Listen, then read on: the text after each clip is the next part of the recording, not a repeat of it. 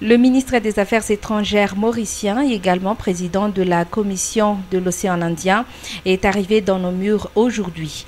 En tant que président de la Commission de l'océan Indien, le ministre mauricien Arvind Bolel souhaite soutenir le peuple malgache dans ses initiatives de préparer des élections libres et transparentes. On va avoir des rencontres avec beaucoup des acteurs politiques. Et on a eu une très bonne rencontre avec le président de la Haute Autorité de Transition. On a été à l'écoute. On est là pour alimenter la SADC. On connaît bien l'importance de cette feuille de route qui a été paraphée.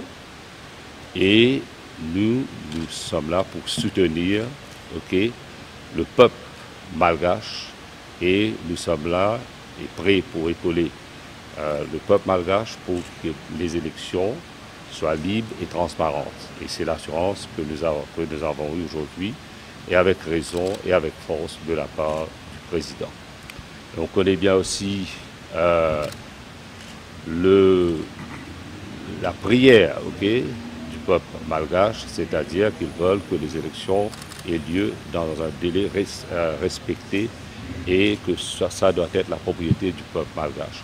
On va envoyer des signaux très forts à la SADC et je sais que la feuille de route a été bien appréciée. On connaît bien qu'il y aurait une réunion extraordinaire du sommet des chefs d'État.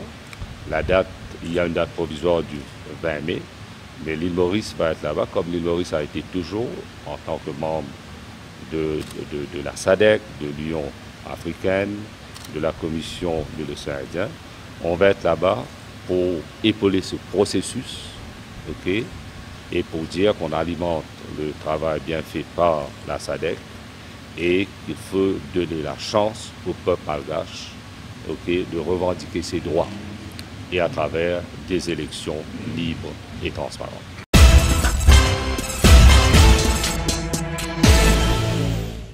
Une toute nouvelle mesure sera mise en place prochainement pour faire face à la hausse du prix du baril à l'international qui est actuellement à hauteur de 120 $ l'unité.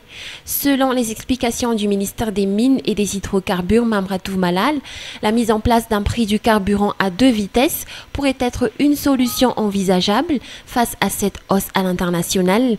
2 tarifs seraient à l'affiche, un pour les transporteurs et un autre pour les particuliers.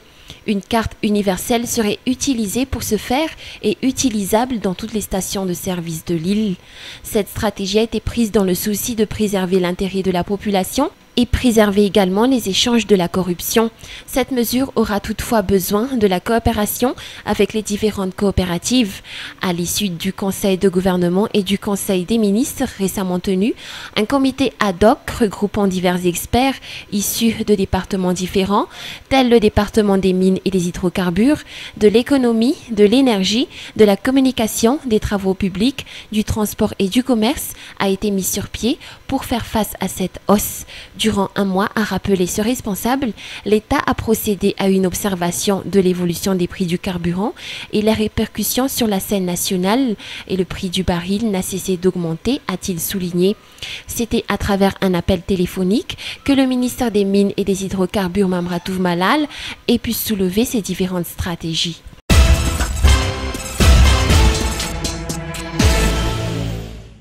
Le conseil scientifique au sein de l'université d'Antananarivo a décidé de mettre en place une hausse des droits d'inscription pour cette année universitaire 2010-2011. À cet effet, une hausse à hauteur de 10 000 aliards pourrait être appliquée.